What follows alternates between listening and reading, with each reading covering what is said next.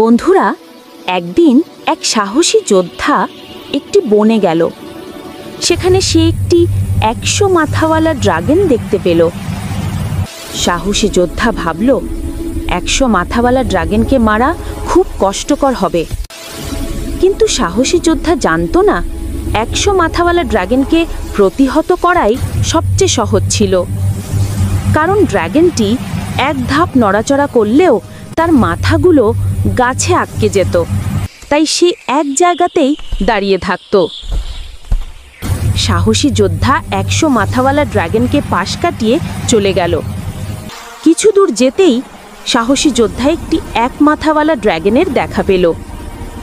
যোদ্ধা ভাবল, একে আমি সহজেই মেরে ফেলব, যেভাবে আগেও 1 মাথাওয়ালা ড্রাগনদের মেরেছি। 1 মাথাওয়ালা ড্রাগনটিকে মারতে গিয়ে সাহসী যোদ্ধা খেয়াল করল, তার মাথা একটি হলেও পা 100টি। 100টি পা দিয়ে ড্রাগনটি দ্রুত সাহসী যোদ্ধার দিকে এগিয়ে গেল এবং যোদ্ধাকে গিলে খেয়ে ফেলল। শিক্ষা: শত্রুকে কখনোই ছোট করে দেখবে না।